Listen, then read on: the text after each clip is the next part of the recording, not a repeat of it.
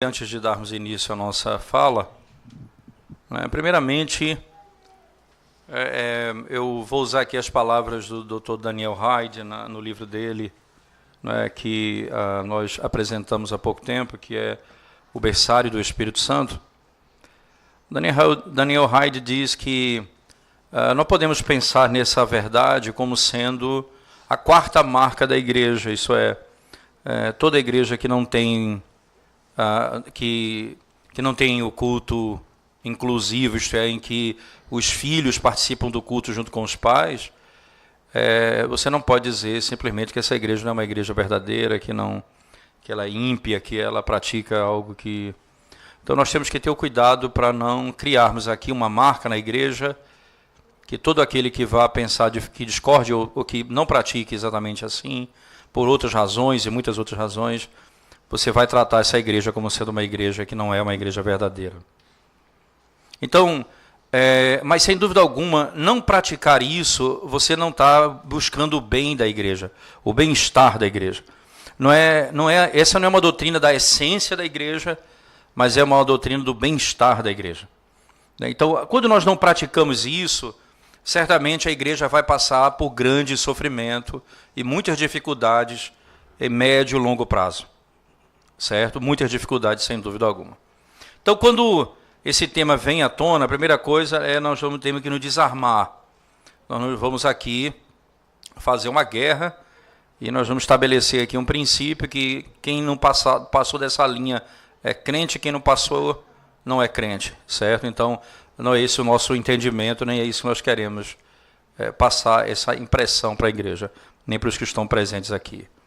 Mas sim, é verdade que o fato de não termos os nossos filhos cultuando conosco, isso não é... Você não está zelando pelo bem-estar da igreja do Senhor. Você não entendeu a doutrina do pacto. Você não entendeu o que significa o batismo do seu filho.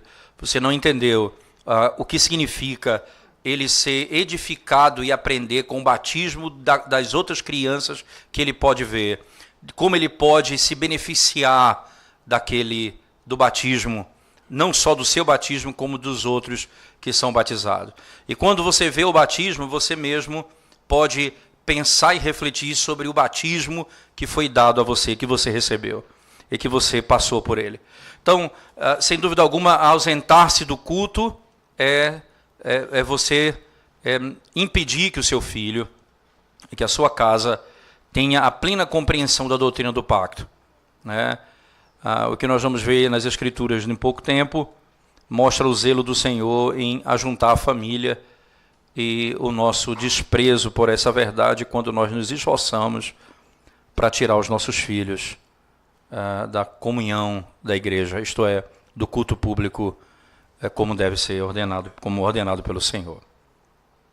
Então, primeiramente, a nossa palestra vai se dividir da seguinte forma, não é? Nós vamos fazer uma recapitulação rápida sobre o que significa o pacto da graça, associado à questão de Abraão, né, a um único povo sendo formado.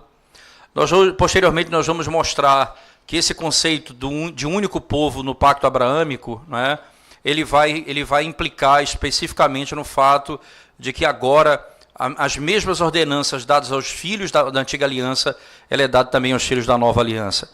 Então, o mesmo ajuntamento solene requerido na antiga aliança também é requerido na nova aliança. E nós vamos ver alguns textos do Novo Testamento que vão também nos orientar quanto a isso. Então, primeiro a doutrina do pacto, depois a implicação disso no culto público, em terceiro, algumas implicações e algumas exortações e conselhos práticos, como nós devemos viver e praticar isso na nossa casa, visando o culto público ao Senhor. Quero convidá-los, primeiramente, a abrir a palavra de Deus, irmãos.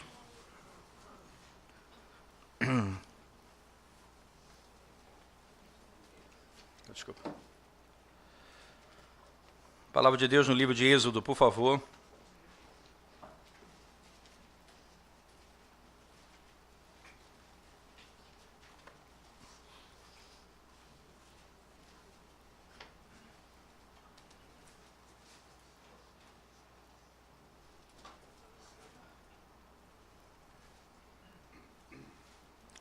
Êxodo capítulo 4, verso 22 e 23, por favor.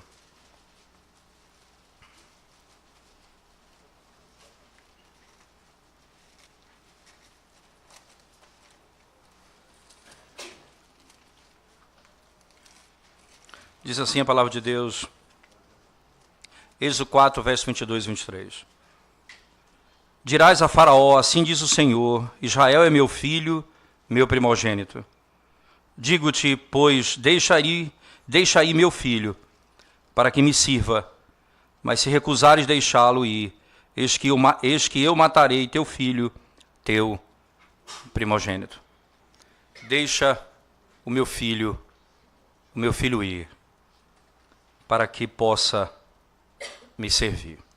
Vamos orar ao Senhor mais uma vez. Ó Deus, nós te damos graças por tua palavra nessa noite, pelo privilégio de refletirmos sobre esse tema. E rogamos ao Senhor a tua graça e direção quando vamos buscar no Senhor, na tua palavra, sabedoria, entendimento, direção para a nossa vida. Ajuda-nos, Senhor, alimenta-nos e consola-nos, conforta-nos e desafia-nos, ó Deus, a vivermos para a glória do teu nome. Em nome de Jesus nós oramos. Amém. No capítulo 2, irmãos, do livro de Êxodo, por favor, você vai encontrar um momento em que, depois de Deus ter feito um grande milagre, não é?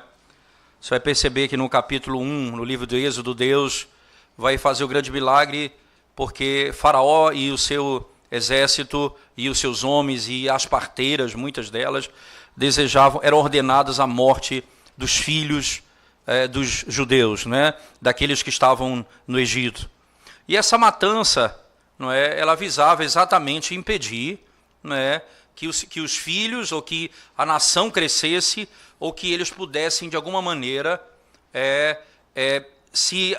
encontrar um momento em que eles seriam até muito mais poderosos do que o próprio Egito. E já estavam assim, de alguma maneira, mas ainda não era aquilo que poderia ser. Então, com o objetivo de impedir esse avanço, esse crescimento, no capítulo 1 você vai encontrar, não é, uma declaração direta de Faraó para que os filhos sejam mortos. Você voltar comigo no capítulo 1, por favor. No verso 15 diz assim: o rei do Egito ordenou as parteiras hebreias, das quais uma se chamava Cifra e a outra Puá, dizendo: quando servirdes de parteira às hebreias, examinai, se for filho, matai-o, mas se for filha, que viva. As parteiras, porém, temeram a Deus e não fizeram como lhe ordenara o rei do Egito, antes deixaram viver os meninos. Então o rei do Egito chamou as parteiras e lhe disse: por que fizeste isso e deixaste viver os meninos? Responderam as parteiras a Faraó, não é? Dizendo o seguinte: é que as mulheres hebreias não são como as egípcias, são vigorosas, e antes que lhe chegue a parteira, já deram à luz a seus filhos.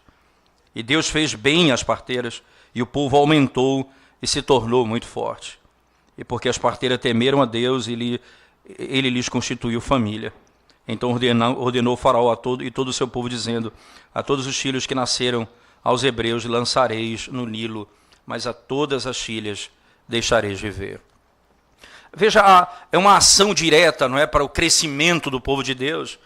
E você vai perceber que há um aspecto interessante, porque quando ele ordena a morte dos filhos, imediatamente o Senhor os protege e eles passam a crescer. Mas, quanto mais ele planeja a morte dos seus filhos, mais Deus os protege e eles crescem.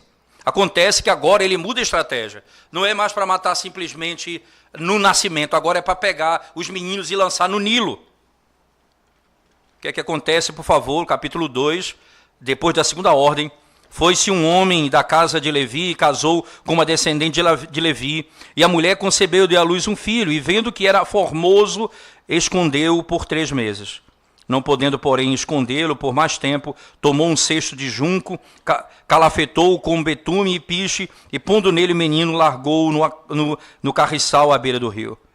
A irmã do menino ficou de longe para observar o que lhe havia de suceder. Desceu a filha de Faraó para se banhar no rio, e as suas donzelas passeavam pela beira do rio. Vendo ela o cesto no carriçal, enviou a sua criada e o tomou. Abrindo, viu a criança, e eis que o menino chorava.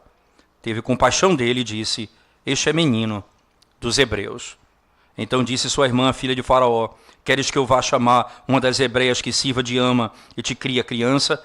Respondeu-lhe a filha de Faraó: vai. Saiu, pois, a moça e chamou a mãe do menino. Então lhe disse a filha de Faraó: leva este menino e cria-mo, pagar-te-ei o teu salário. A mulher tomou o menino e o criou. Sendo o menino já grande, ela o trouxe à filha de Faraó, da qual passou ele a ser filho. Esta lhe chamou Moisés e disse: porque das águas o tirei. Perceba que Faraó ele tem estratégias variadas para tentar destruir a nação de Israel. E uma delas, a primeira delas é matar a criança no nascimento. A segunda delas é matar a criança já sem mais pensar no nascimento, já de uma determinada idade. Ele pega os homens e lança os homens no Nilo, para que eles não procriem e não tenham mais filhos. Você percebe que quando se fala da formação do povo de Deus, Satanás tem estratégias muito interessantes para impedir o crescimento do povo de Deus, o avanço do povo de Deus. E é intrigante pensar nisso, pelo fato de que acontece algo muito parecido no Novo Testamento também. Quando a igreja do Novo Testamento é instituída, veja, eu estou falando da igreja da Antiga Aliança aqui em Êxodo, mas a igreja do Novo Testamento ela é instituída, você vai encontrar a mesma ação de Satanás tentando destruir a igreja. Então, são várias ações. E o que é intrigante em Atos é uma declaração. E Deus os fazia crescer. E eles cresciam, e eles cresciam, e eles cresciam. E é o que acontece aqui no livro de Êxodo. Quanto mais ele partia para matá-los, mais eles cresciam, mais eles cresciam, mais eles cresciam. Que estratégia é essa de Faraó de destruir as crianças?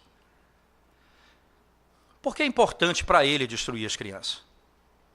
Não é? Qual é o grande ponto de Faraó aqui em querer matar os filhos? Primeiro, para que não se multiplique. Ora, se multiplique naquilo que eles aprendem, naquilo que eles ouvem, naquilo que eles são ensinados, e eles vão dar continuidade a um princípio, a um conceito que os seus pais lhes ensinaram. O que nós vamos fazer? Nós vamos matá-los. Acontece que no capítulo 3, perceba, irmãos, no capítulo 3 do livro de Êxodo, nós temos um momento especial em que Deus chama a Moisés. Aquele homem, aquela criança que foi salva milagrosamente da morte, agora é o libertador do Egito. O que é que acontece? O Senhor fala com ele, e por meio do seu discurso, não é, o Senhor lhe fala acerca de um pacto.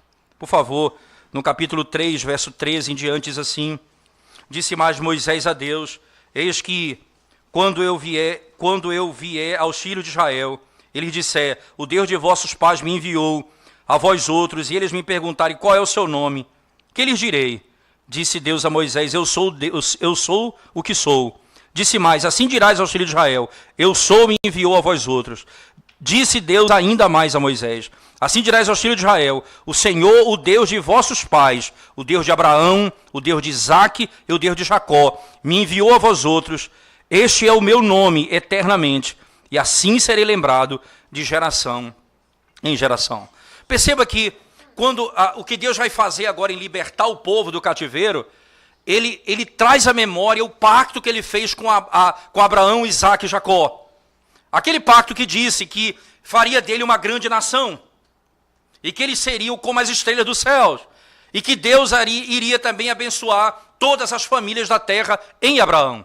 Esse pacto está estabelecido aqui. Então, Moisés ouve da boca do próprio Deus: eu sou o Deus de Abraão, Isaque e Jacó, o Deus que fez aliança com os pais. Pense que o que está sendo trazido à memória é uma aliança de que Deus multiplicaria os seus. Veja como Deus cumpre a sua promessa. Mesmo quando o Faraó e ordena as próprias enfermeiras: matem os filhos. Deus guarda a sua promessa, operando no coração daquelas parteiras, no coração da própria filha de Faraó, que reconhece que ele era um hebreu e não o mata. E ainda dá um salário para a mãe cuidar dele. O que faz aquilo que é impossível, como ele se revela o Deus Todo-Poderoso. Mas entenda que a lembrança, então, remonta a um pacto em que Deus estabeleceu com Abraão, no capítulo 15 e no capítulo 17.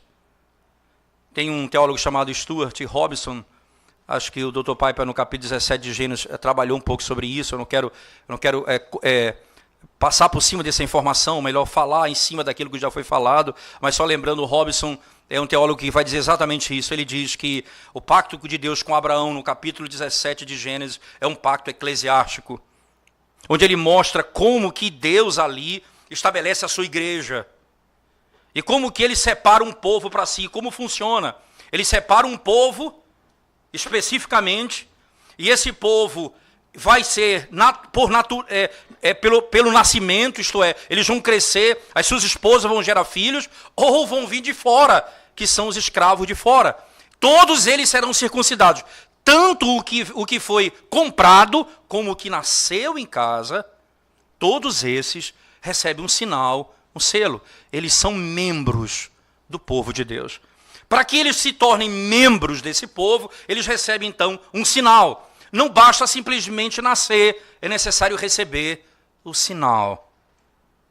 Esse sinal externo aponta para essa realidade de que Deus está formando um povo. Quando Deus chama Moisés agora, ele está formando, cumprindo a promessa de formar esse povo e que esse povo cresça. Ele traz Moisés para libertar o povo, com base no pacto que ele fez com Abraão. Para que fique claro que, apesar do pacto que vai ser feito com Moisés, não é um outro pacto, é o mesmo pacto, administrado agora de forma diferente. Aquele povo que foi chamado por Deus em Abraão, eclesiasticamente um padrão para toda a história do Antigo Testamento e do Novo Testamento, agora Deus chama Moisés, que vai dar as regras de culto, de adoração e de convivência. Esse povo não apenas vai viver junto, debaixo de um pacto, mas vai andar de acordo com a palavra de Deus. Depois ele chama Davi, e ele diz que esse povo terá um rei que vai governá-lo. O pacto com Davi, no segundo livro de Samuel, no capítulo 7, citado no Salmo 89, verso 3, em diante, ele mostra categoricamente que ali Deus está administrando o mesmo pacto de forma diferente no passar do tempo. Um povo que vai ser como a estrela do céu, que vai crescer naturalmente, isto é, as mulheres vão gerar filhos e outras vão vir de fora. Então as mães e os estrangeiros, as mães e os gentios que chegarão a Deus. Dessa maneira, então, entenda que a partir daí, Deus estabelece um princípio fundamental para esse povo que Deus separou para si. Esse povo que foi prometido, que teve um pacto que estabelece o princípio dele em Gênesis 17, não é? Só para deixar claro um aspecto, só para não passar em branco isso, porque às vezes nós pensamos apenas em Abraão como sendo uma estrutura do pacto na sequência, porque você não vê outros sacramentos antes de Abraão, mas me parece um equívoco quando nós pensamos isso, porque o próprio dilúvio no pacto com Noé é expressado assim na carta de Pedro. Ele expressa o dilúvio como sendo um batismo. E quando o mesmo Pedro fala de Noé, diz que ele era pregador da palavra. E veja, ele pregava aos espíritos em prisão. Então você tem pregação da palavra e você tem o sacramento mesmo em Noé. Agora, ali já não era uma nação. A promessa de uma nação é dada a Abraão. Mas os princípios do pacto, mesmo antes de Abraão, já estão postos ali com Noé. O que é que Noé fazia se não pregar a palavra dizendo: Deus daqui a 100 anos vai destruir o mundo com águas de dilúvio? E só há um meio de salvação se você entrar na arca comigo. Não é assim que nós pregamos o Evangelho? Se você não crê no Senhor Jesus, você vai para o inferno. Se você crê nele, você está livre da condenação. Eles não creram na mensagem de Noé e foram mortos. Todos aqueles que não creem no Evangelho serão também condenados.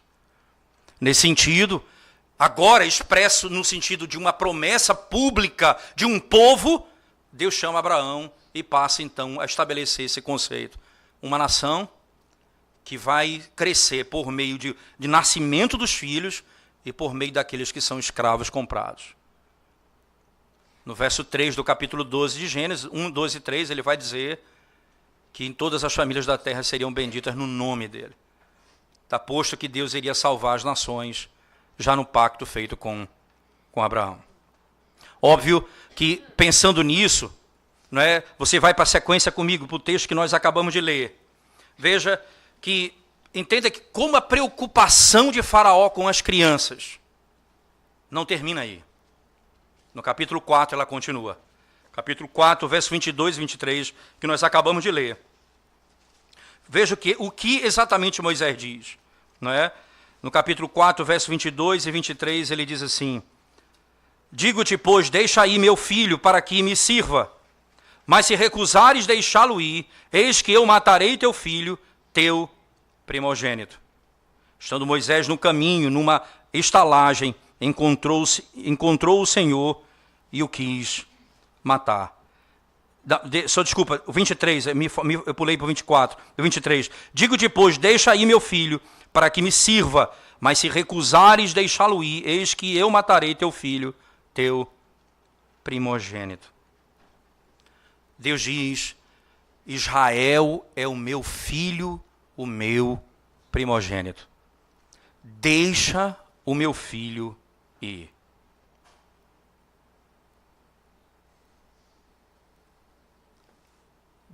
O meu filho precisa sair da escravidão para me servir. Qual é exatamente a principal razão deles saírem? Para que eles me sirvam. Para que eles me adorem. Veja, você pode pensar, não é, nas muitas outras funções que nós temos na vida. Trabalho, família, criação de filhos, são coisas extraordinárias. Todas elas ordenadas pelo Senhor. Mas o que Deus marca como princípio da libertação é: deixa o meu povo ir para que me sirva, para que me adore. Acompanhe comigo ainda no capítulo 5, verso 1. Depois foram Moisés e Arão e disseram a Faraó: assim diz o Senhor, Deus de Israel, deixa aí meu povo para que me celebre uma festa no deserto. Deixa ir o meu povo para que no deserto celebre uma festa. Capítulo 7 do livro de Êxodo, por favor, verso 16. E lhe dirás: o Senhor, o Deus dos Hebreus, me enviou a ti para te dizer: deixa ir o meu povo para que me sirva no deserto. E até agora não tens ouvido. Repetidamente Moisés afirma o que Deus ordenou: o meu povo vai ser liberto para me adorar. É como se você imaginasse o Salmo 137. Eles pedem que entoemos canções, mas nós não podemos cantar. Nós não nos esqueceremos de Jerusalém. Nós almejamos a cidade santa. Nós desejamos cantar com o povo de Deus por toda a eternidade. O desejo do coração do salmista no cativeiro era ir a Jerusalém. Aqui o Senhor diz: deixa o meu povo ir, para que no deserto eles me adorem. Agora preste atenção no diálogo que vai acontecer entre Faraó e Moisés e Arão. No capítulo 10 do livro de Êxodo. Veja o diálogo como vai proceder. Êxodo 10, verso 7 a 10. Diz assim: então os oficiais de Faraó lhe disseram: até quando nos será por cilada este homem? Deixa aí os homens para que sirvam ao Senhor seu Deus. Acaso não sabes ainda que o Egito está arruinado? Então Moisés e Arão foram conduzidos à presença de Faraó, e este lhes disse: ide, servi ao Senhor, vosso Deus. Porém, quais são os que hão de ir? Que coisa interessante. Quem vai contigo? A preocupação de Faraó com as crianças não terminou.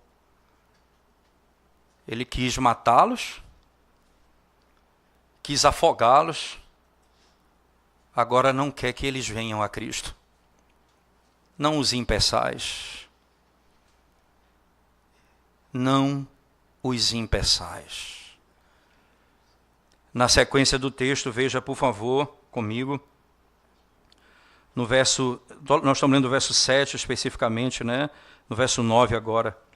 Respondeu-lhe Moisés: havemos de ir com os nossos jovens, com os nossos velhos, com os filhos, com as filhas, com os nossos rebanhos, com os nossos gados.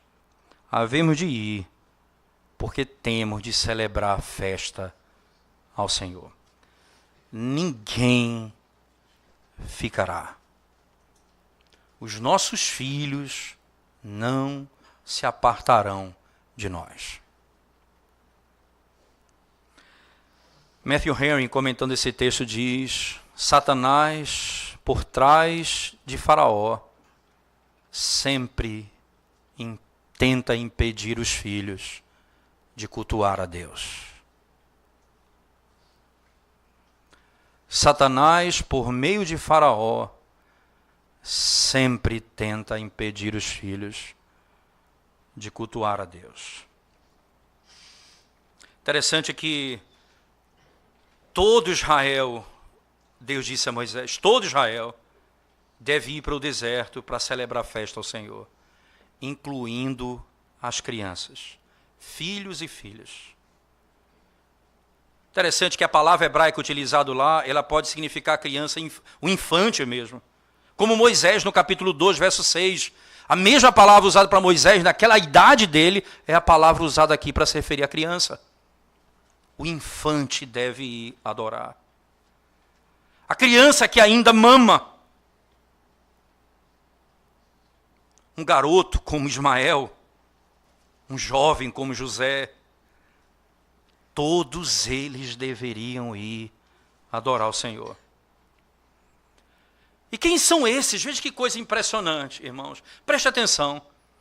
O Senhor usa um termo para descrever todos eles. Israel é meu filho, o meu primogênito. Então ele passa a dizer, quem é o meu filho?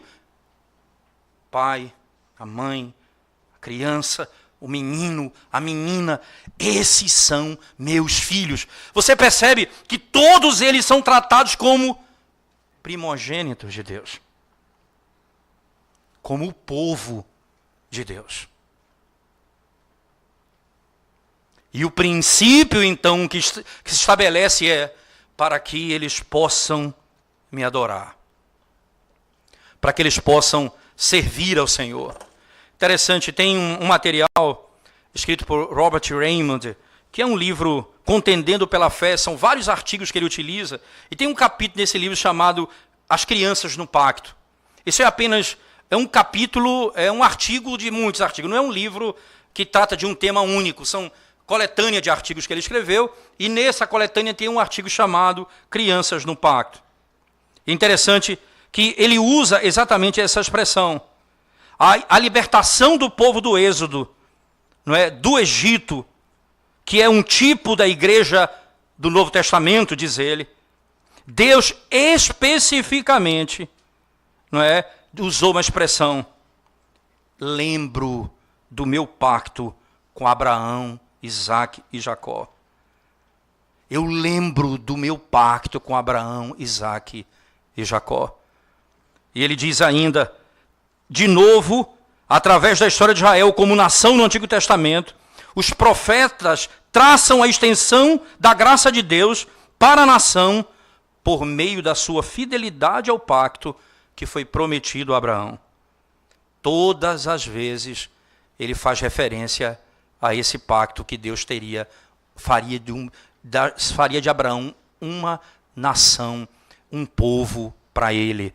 Agora, quando ele liberta o povo do cativeiro, ele diz: esse é o meu povo, esse é o meu filho, esse é o meu primogênito. E esse povo que foi liberto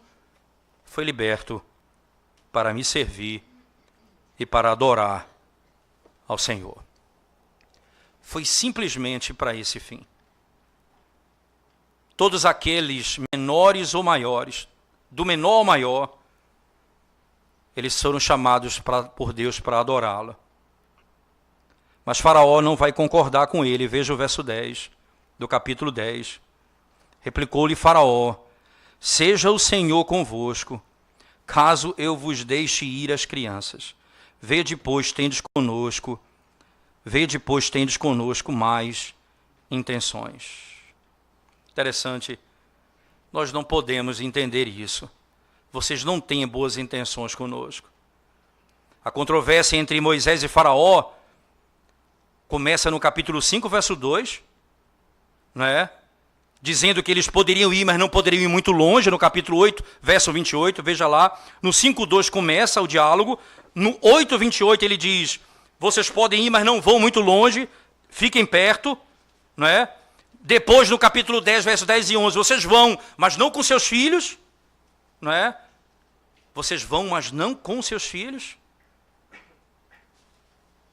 Por que Satanás está preocupado, irmãos, com a história do povo de Deus, impedindo que os seus filhos se reúnam em assembleia para cultuá-lo? Citando ainda Matthew Henry, ele diz: aqui está um inimigo perigoso, inimigo terrível, que sabe como destruir o interesse do reino de Deus, quando impede que os nossos filhos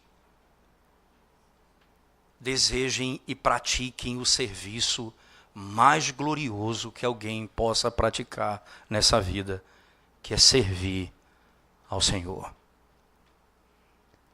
E a palavra servir aqui, entenda no sentido de culto, que é cultuar a Deus.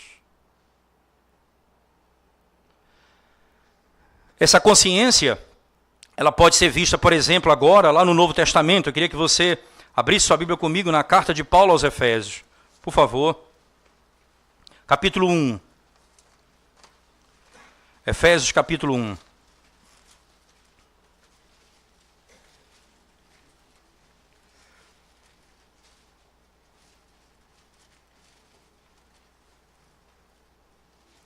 Verso 3, veja só, deixa eu ler do verso 1 e 2 primeiro. Paulo, apóstolo de Cristo Jesus, por vontade de Deus, aos santos que vivem em Éfeso. Então, ele escreve a quem? A quem ele escreve? Aos santos que vivem em Éfeso e fiéis em Cristo Jesus. Veja o verso 3, por favor, do capítulo 1. Palavra do apóstolo Paulo: bendito Deus e Pai de nosso Senhor Jesus Cristo, que nos tem abençoado com toda a sorte de bênção espiritual nas regiões celestiais em Cristo. Perceba, quem são aqueles que estão em Cristo? Esse é o ponto. Ele nos tem abençoado com toda a sorte de bênçãos espirituais em Cristo. Então, ele escreve primeiramente a quem? Aos santos da igreja, aos separados da igreja. Capítulo 1, verso 10 ainda, por favor, acompanhem comigo. De fazer convergir nele, na dispensação da plenitude dos tempos, todas as coisas. Capítulo 1, verso 3, agora verso 10, isso mesmo. De fazer convergir nele, em Cristo, na dispensação da plenitude dos tempos, todas as coisas, tanto as do céu como as da terra. Verso 12. A fim de sermos para louvor da sua glória, nós, os que de antemão esperamos em Cristo. Veja a abrangência que Paulo usa. Nós que esperamos em Cristo. Eu escrevo aos santos da igreja, aos que estão em Cristo e aos que, veja a expressão, nós, os que estamos nele. No verso 20 do mesmo capítulo 1, por favor, o qual exerceu ele em Cristo, ressuscitando dentre os mortos e fazendo sentar à sua direita nos lugares celestiais. Capítulo 4, verso 32, por favor, acompanhem comigo. 4:32, palavras do apóstolo Paulo. Antes sedes uns para com os outros benignos, compassivos, perdoando-vos uns aos outros, como também Deus em Cristo vos perdoou. Em Cristo, em Cristo. Por que essa expressão? Em Cristo. Veja as palavras utilizadas por Paulo. Nós estamos em Cristo, nós estamos no Senhor Jesus Cristo, em Jesus, nós estamos em Cristo nosso Senhor, no Senhor, estamos nele, no amado. Todos são expressões paulinas em Efésios para descrever categoricamente que quando Paulo fala à igreja de Éfeso e à igreja dos Colossenses, ele fala aos santos que estão em Éfeso. Aos santos que estão em Éfeso. Interessante pensar nessa realidade, porque Paulo se dirige dessa forma? Por que ele usa essa linguagem? Primeira coisa que a gente tem que entender, acho que é importante frisar, é que como já foi ensinado aqui anteriormente, nem todo mundo que tem o sinal do pacto é salvo, mas é separado dentre os povos. Quando um filho nasce debaixo da aliança, ele é separado do mundo, ele é santo. Essa é a expressão bíblica. Você cria o seu filho para o Senhor, você ensina a palavra, você educa, você traz à igreja, você instrui na palavra do Senhor. Isso é um princípio claro que a palavra de Deus nos ensina. Mas não significa dizer, porque ele está dizendo, a igreja, os santos, significa que todo mundo na igreja é salvo.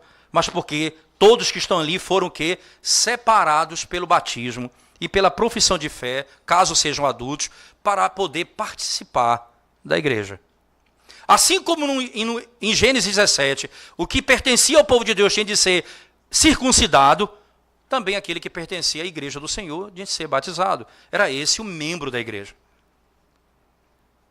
Se Paulo está pensando apenas aqui no adulto, é estranho pensar, por exemplo, como no próprio texto, no livro de Efésios, no capítulo 6, ele fala a todos. Veja, se você, só voltando um pouquinho, no próprio capítulo 5 da carta de Paulo aos Efésios, por exemplo, capítulo 5 da carta de Paulo aos Efésios, ele vai falar, por exemplo, aos maridos, não é? Ele vai falar às esposas. Então esses são os adultos. Quem são esses? Estão em Cristo. Veja, especificamente no capítulo 5, verso 22, ele fala: as mulheres sejam submissas ao seu próprio marido como ao... Veja, com quem ela está em quem? No Senhor.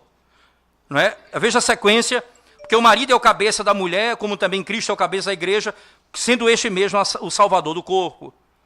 Como porém a igreja está sujeita a Cristo, assim também as mulheres sejam em tudo submissas ao marido. 25, maridos, amai vossa mulher, como também Cristo amou a igreja e a si mesmo se entregou por ela. Você percebe o padrão de Cristo a mulher vai fazer isso em Cristo, o marido vai fazer isso em Cristo. Não para aí. No capítulo 6, agora ele volta para os filhos e diz, verso 1, filhos, obedecei a vossos pais no Senhor. Que coisa interessante. Ora, irmãos, ele está falando aos santos da igreja. Se ele está falando aos santos da igreja, os santos estão presentes ali. E os santos, a quem ele se refere, os que estão em Cristo, isto é, separados, receberam o selo do batismo, estão presentes na igreja do Senhor. Ora, por favor, no capítulo, voltando em Colossenses, por favor, tem uma carta similar, não é? Colossenses capítulo 4, verso 16, veja as palavras do apóstolo Paulo. E uma vez lida esta epístola perante vós, providenciai, porque seja também lida na igreja dos Laodicenses, a dos de Laodiceia, lede-a igualmente perante vós. Essas cartas eram lidas à igreja, aos colossenses, essas cartas eram lidas ao povo, no culto público.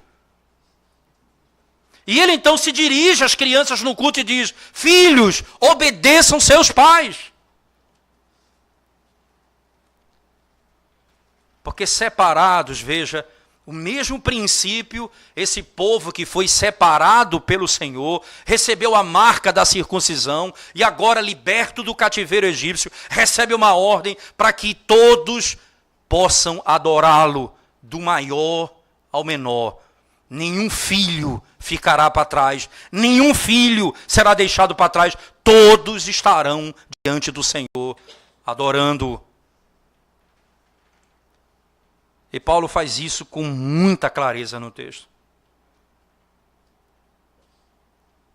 Interessante pensar, irmãos, ainda outro ponto importante em cima disso é o fato de que você tem na estrutura judaica algo que não é comum, o que vai acontecer de modo incomum na Nova Aliança, ou no Novo Testamento, melhor dizendo, quando o Evangelho é espalhado pelo mundo. Na Antiga Aliança não havia possibilidade de um casamento misto. Quando houve, era ordenado a separação e a morte daquele que era ímpio. Era assim na Antiga Aliança, não é? Não havia possibilidade para isso. Então, o filho nascia dentro de uma estrutura, todos debaixo do pacto, não havia mudança nisso. Mas na Nova Aliança acontece algo diferente. Acontece a possibilidade de dois ímpios, Deus salvar o marido e não salvar a mulher. Deus salvar a mulher e não salvar o marido. E os filhos, como funcionam? Então, qual o papel dessa criança na igreja? Como essa criança vai ser tratada na igreja? Essa é uma dúvida interessante para o apóstolo Paulo. Então, Paulo, ele tem uma questão eclesiástica diante dos seus olhos. Como um filho de um único pai, de um único pai crente, isto é, apenas um deles crente, qual é a posição dele na igreja? Ele é santo, ele é batizado, como ele é tratado na igreja? Paulo, com essa questão em mente, ele vai tratar isso na carta aos Coríntios. Abra sua Bíblia comigo. Primeira carta de Paulo aos Coríntios, capítulo 7, verso 14, por favor. Primeira carta de Paulo aos Coríntios, capítulo 7, verso 14.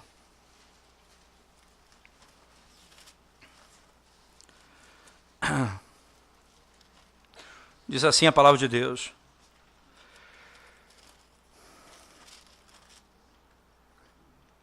Porque o marido incrédulo é santificado no convívio da esposa, e a esposa incrédula é santificada no convívio do marido crente. De outra sorte, os vossos filhos seriam impuros, porém agora são santos. Que coisa interessante.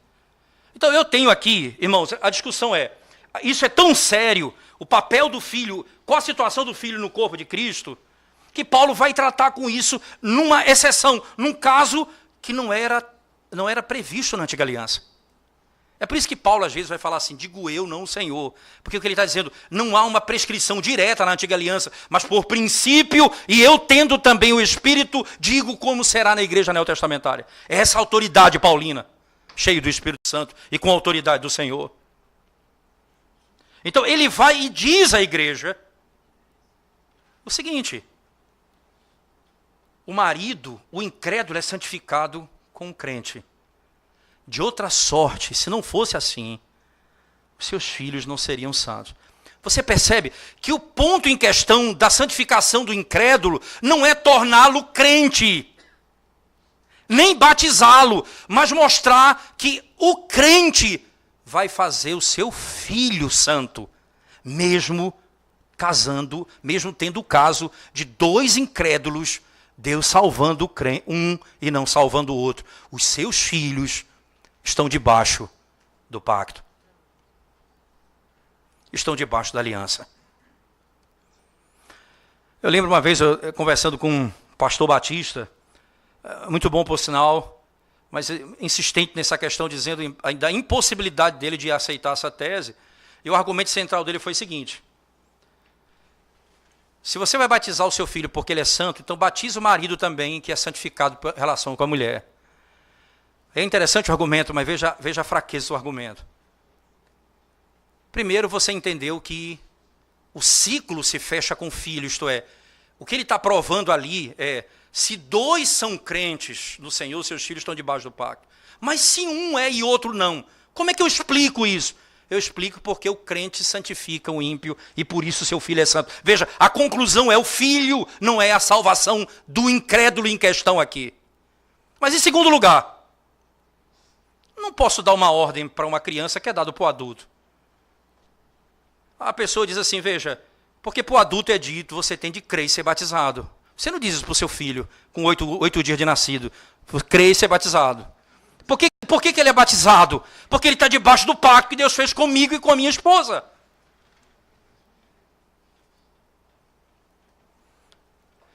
Consequentemente, ele é santo. Ele é separado. Você imagina você pegar esse argumento e levar as últimas consequências. Paulo disse assim, todo aquele que não trabalha não deve comer. Então seu filho deve morrer de fome, porque ele não trabalha. Você percebe? Você não pode pegar o argumento dado a um adulto e aplicar a uma criança. Não é esse o princípio da revelação bíblica. O princípio é outro. Aqui o que está sendo dito é exatamente isso. Ele é santificado pelo fato de que, para mostrar que mesmo tendo o incrédulo em casa, o crente santifica o filho e ele é santo. Santo como? Santo como os Éfesos, que Paulo escreve dizendo aos santos que estão em Éfeso. Quem são os santos? Os que foram batizados, separados. E o que eles fazem? Estão diante de Deus, ouvindo a palavra de Deus. Os seus filhos, além de todas as coisas, estão reunidos no culto público, ouvindo a palavra de Deus. Filhos, obedeçam seus pais. Eu lembro de a minha Aninha, hoje com 7 anos, 8 anos. Porque se ela tivesse 7, eu tinha menos 1 ano, eu estava mais jovem, então essa é uma bola de neve, ao contrário. 8 anos. Quando nós começamos aqui na igreja, eu sempre pregava, como sempre eu pego expositivamente sequenciado, né? Então nessa época eu estava pregando em Êxodo, eu lembro. Já tem um tempinho, né? Já estamos no Deuteronômio, né? Então estava pregando em Êxodo, eu lembro bem, foi bem interessante, porque aí lá vem Ana, Eudália falou, Paulo, Aninha, eu estou dizendo a ela que ela deve obedecer porque está escrito na Bíblia. E ela disse para mim que não está não, porque o pastor é o pai dela, e o pai dela disse que não falou isso na igreja, o pai dela falou assim, ela disse para mim, Aninha, meu pai disse, Moisés, libertação do cativeiro egípcio, salvação, povo de Deus, é isso que eu tenho aprendido na igreja. Hoje ela tem 8 anos. Você imagina, isso tem uns 3 a 4 anos atrás.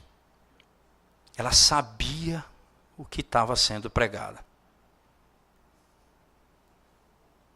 Aí eu abri a Bíblia, ela não sabia ler, obviamente.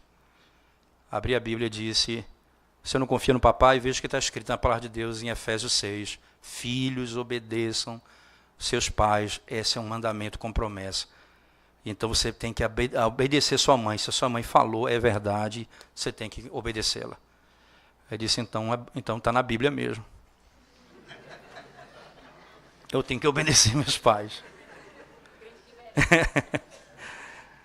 Você percebe que nós imaginamos que nossos filhos não têm condições. Estão lá. Paulo fala, aplicando a eles o evangelho. Filhos, obedeçam seus pais. Mas antes ele falou de predestinação. No capítulo 1. Falou da obra de Cristo que morreu e ressuscitou e foi dado à igreja. Paulo falou da salvação, da obra da redenção no capítulo 2, verso 1 a 10. Estávamos mortos nos nossos delitos e pecados. Paulo falou de 2 povos que ele fez um, gentios e judeus, no verso 11 em diante. Fala dos dons. Fala do Espírito. E agora ele fala a cada um. Marido, mulher, filhos, pais, patrão, empregado. Revistam-se da armadura de Deus. Se você quer obedecer o seu pai, revista-se da armadura de Deus. Revista-se de Cristo. Os seus filhos estão ouvindo o Evangelho.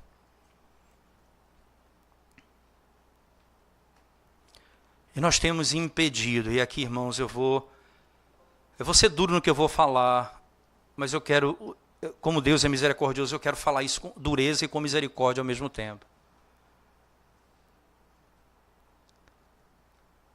Se os seus filhos não estão presentes no culto a Deus, você tem trabalhado como o Faraó trabalhou.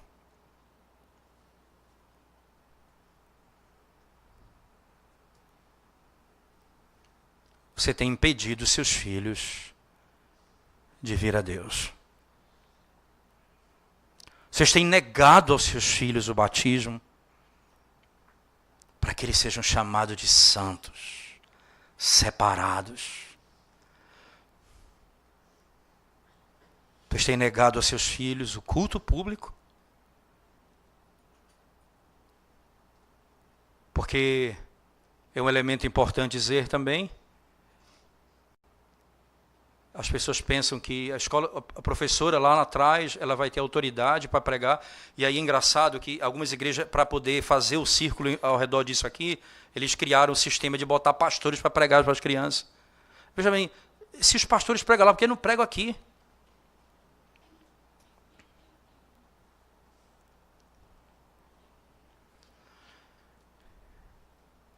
Sabe quem foi autorizado a pregar na igreja, irmãos? Aqueles a quem o presbitério impôs as mãos. Os que foram chamados pelo Senhor para o ministério e tiveram a imposição de mãos do presbitério,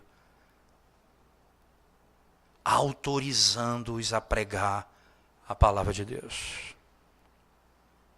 aos seus filhos.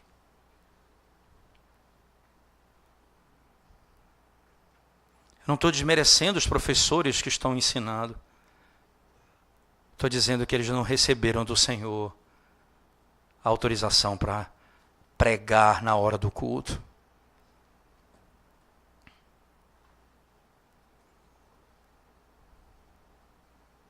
Isso e não vai funcionar, porque lá eles vão ouvir uma história com algumas implicações. Daqui eles vão ouvir: assim diz o Senhor. Esta é a palavra de Deus. Receba como palavra de Deus.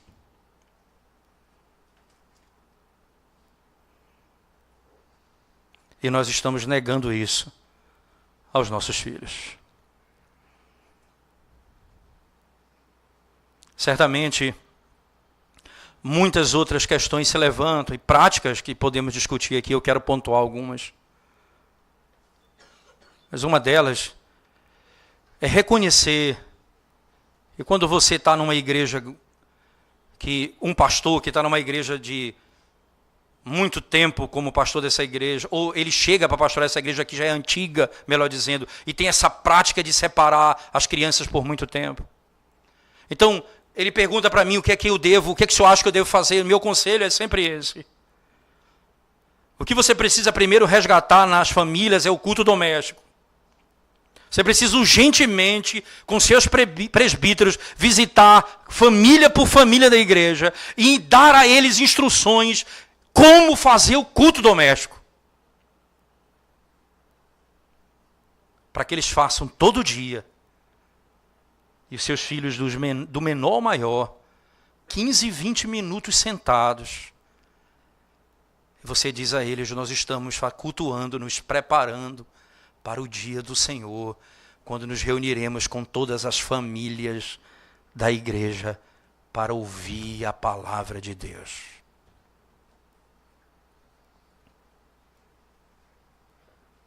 A primeira coisa que eu diria: restaure o culto doméstico no seu lar. Mas a segunda coisa, você que é presbítero da igreja, isso não é algo que pode ser tratado como algo que você vai dizer: amanhã eu vou resolver isso. É necessário, como líder da igreja, que você tenha estratégia como chegar lá. Não usar o argumento para nunca chegar lá, o argumento para dizer eu estou tentando várias formas, mas nunca chego lá. É necessário que seja o alvo, que o alvo da igreja seja eu e a minha casa serviremos ao Senhor. Sei também que existem realidades complexas na nossa sociedade. Por exemplo, igrejas que... Eu já ouvi isso até de um colega me perguntando uma vez, e hoje um amigo me falou também. Por exemplo, igrejas que estão em bairros onde os pais estão presos, a mãe, o pai está preso, a mãe está no mundo, e os filhos vão para a igreja. E lá, essas crianças que sentadas, então é melhor botá-las numa sala e fazer uma escola dominical com elas. Não! Elas estão mortas, elas estão doentes, elas estão enfermas. E do púlpito tem a cura. É da igreja que tem a cura para elas. É da palavra de Deus que vem a salvação para a alma delas. E aí isso é que você vai ensinar à igreja. As famílias da igreja, cada um acolhe uma criança dessa e põe do seu lado. E sirva você de exemplo para ele. Ele não tem em casa, mas ele pode ter na igreja. Põe essa criança do seu lado.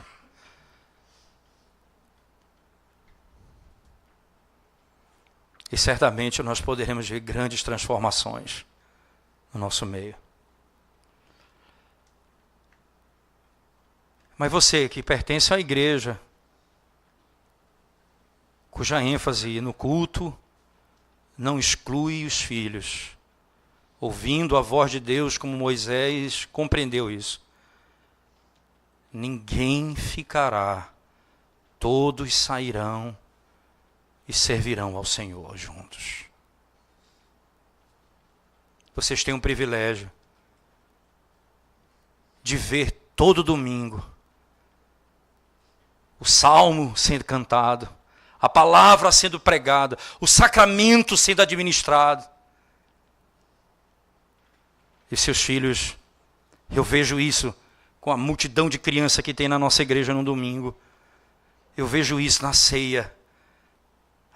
A criança quer pegar o pão, quer pegar o vinho. É a hora de você instruí-la.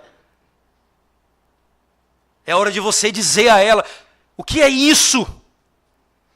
Esse é o sinal que Deus nos deu. Esse é um sacramento que o nosso Redentor deu a vida por nós e nos arrancou da morte. E Ele é quem nos supre, nos alimenta, nos conforta e nos concede a graça de caminhar. Ele é o nosso Senhor. Ele deu a vida por nós. É hora de você dizer para Ele: eu trouxe você um dia no meu braço para receber o sinal do batismo. Eu anseio o dia em que verei você andando por esse corredor para professar sua fé publicamente. E então assentar-se à mesa com os irmãos e ser chamado de santos. Porque já são pelo batismo. Agora já não são nenhuma segunda categoria de santo. Eles são santos, mas agora professam a sua fé.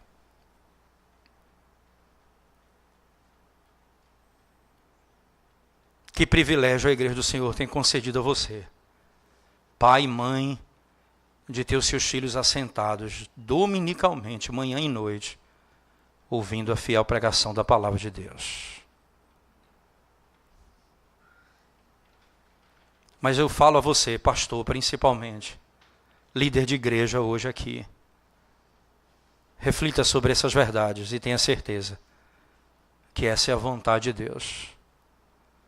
Os argumentos da pedagogia que vão utilizar para você não se comparam com a glória do Deus que é poderoso para fazer com que um faraó e um exército não seja suficiente para matar uma criança, porque Deus é quem cuida delas.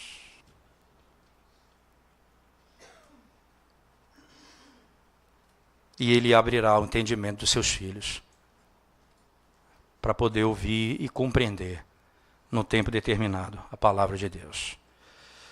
Vamos orar ao Senhor mais uma vez. Ó Deus, nós te damos graças por esse momento em que podemos refletir sobre Tua palavra. Reconhecendo, ó Deus, a nossa pequenez, a nossa incapacidade, as nossas falhas na criação dos nossos filhos. Nós te damos graças acima de tudo, porque temos o privilégio de trazermos os nossos filhos e tê-los assentados ao nosso lado, cultuando ao Senhor, cantando os salmos ao Senhor, ouvindo a palavra do Senhor, vendo os sacramentos do Senhor e assim conhecendo ao Senhor de todo o coração. Abençoa os nossos filhos, Senhor, pelo amor do Teu nome. Que a Tua palavra penetre nos seus corações e os salve. E que eles vivam para a glória do Teu nome. Abençoa o Teu povo, todos os irmãos aqui presentes, que com sabedoria possam viver essa realidade e aplicá-las na sua vida e na igreja, para a glória do Teu nome. Em nome de Jesus. Amém.